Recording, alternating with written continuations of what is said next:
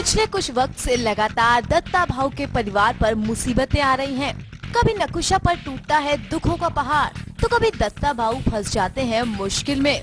और शायद इन्हीं मुसीबतों से बाहर निकलने के लिए दत्ता और दत्ता का पूरा परिवार मंदिर गया है देवी के दर्शन के लिए, क्योंकि आई साहब का मानना है कि इस मंदिर से कोई भी खाली हाथ नहीं आता।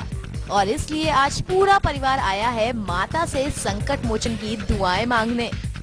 दत्ता के जानी दुश्मन अन्ना की साजिश से बेखबर पूरा परिवार दत्ता के लिए मांग रहा है भगवान से दुआ। इनमें से किसी को भी ये इल्म ही नहीं कि पंडित के भेष में खड़ा ये पंडित नहीं बल्कि अन्ना का आदमी है। मगर ये बात नकुशा जानती है, इसलिए देखिए ना कैसे दौड़ी चली आ रही है नकुशा ये सच दत्ता तक पहुंचाने के लिए। नकुशा चीख चीख कर दत्ता को ये बताने की कोशिश कर रही है कि वो पूरी तरह अन्ना के आदमियों से घिर चुका है, लेकिन वही दत्ता है कि नकुशा की बात मानने को तैयार ही नहीं है। पिछले कुछ टाइम में आई बीन प्रूव्ड रॉन्ग, तो इसलिए कोई विश्वास नहीं कर रहा। बट आई थिंक इसके बाद मुझे लगता है कि सच सामने आएगा कि क्या है, और थोड़ा सा विश्वास आ जाएगा उनको भी।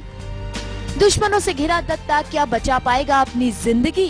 क्या माता रानी की चौखट पर ही खत्म हो जाएगी दत्ता की कहानी, या फिर एक बार मौत को मात देने में कामयाब होगा दत्ता? इन सारे सवालों का जवाब देगा लागी तुझसे लगन का ये ट्विस्ट। सबीना रज़ाक, मुंबई, E24।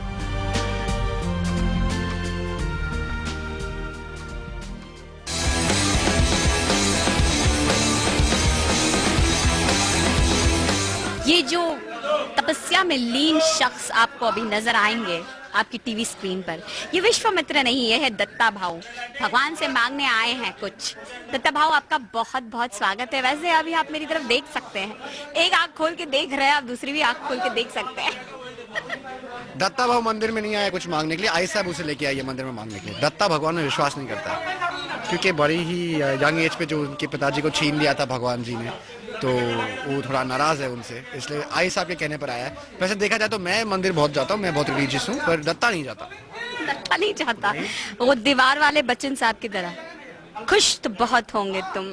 हाँ, काश मैं उनकी तरह बन भी जाऊँ लाइफ में। जैसे कि आपने मुझे बताया कि आई साहब दत्ता भाऊ को यहाँ मंदिर में लेकर आई हैं, मैं जानना चाहूंगी कि इसकी वजह क्या है। उसकी वजह यही है कि उसके लाइफ में सब कुछ खराब हो रहा है। शादी इतनी बुरी तरह से हुई, उसका पुराना दुश्मन अन्ना वापस आ चुका है, और ऑलरेडी एक बार उसे किडनैप करने की कोशिश कर चुका है। हेलीकॉप्टर में एक ब्लास्ट हो चुका है, जो कल के एपिसोड में दिखाया गया। तो इन सब चीज़ों की वजह से वो हवन रख रही है ताकि बुरी बलाएं हट जाए। लेकिन आपको पता है जो पंडित के भेष में यहाँ पे है इस वक्त, वो अन्ना के ही भेजे हुए आदमी हैं, जिनके बारे में नकुशा आपको बताने के लिए आ रही है। जी हाँ, मैं सुबह को आके स्क्रिप्ट पढ़ता हूँ, तो मुझे पता है। दत्ता को नहीं पता है, पर मुझे पता है। वैसे दत्ता क्या करेगा जब दत्ता को ये पता चलेगा कि दरअसल ये पंडित नहीं, ये अन्ना के भेजे हुए आदमी है? जान ले लेगा। तो मतलब फिर से एक धमाकेदार फाइट सीक्वेंस होने वाला है।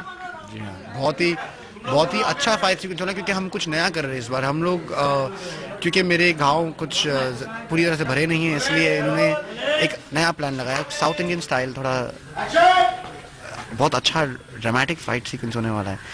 मैं एक दुपट्टे के साथ, दुपट्टे के कोने में छुरा बांध के सब लोग को मारने वाला हूँ। Oh my God. तो ये बहुत ही मैं रजनीकांत जी का बड़ा फैन हूँ, साउथ इंडियन एक्टर। नहीं, सच्ची में मैं उनका बड़ा फैन हूँ। चालबाज मैंने उनकी वजह से कम 50 बार देखी थी। अच्छा। और एक अमिताभ बच्चन और एक कमल हसन जी की भी फिल्म है जिनमें रजनीकांत जी है, वो भी फिल्म मैंने बहुत बार देखी है, क्योंकि मैं उनका बड़ा फैन हूँ। तो आज वो जो साउथ का फाइटिंग स्टाइल है, मैं उनसे इंस्पायर होकर करने वाला हूँ, सच्ची।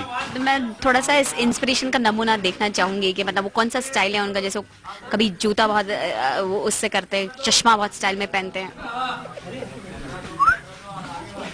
वाह सर जी, मजा आ गया। रजनी सर जी कमाल कर दिया। नहीं, रजनी सर जी तो है ही कमाल के। मैं उनके अब तक लेवल पर पहुंचा नहीं हूँ, काश पहुंच जाऊं किसी दिन, लेकिन रजनी सर है।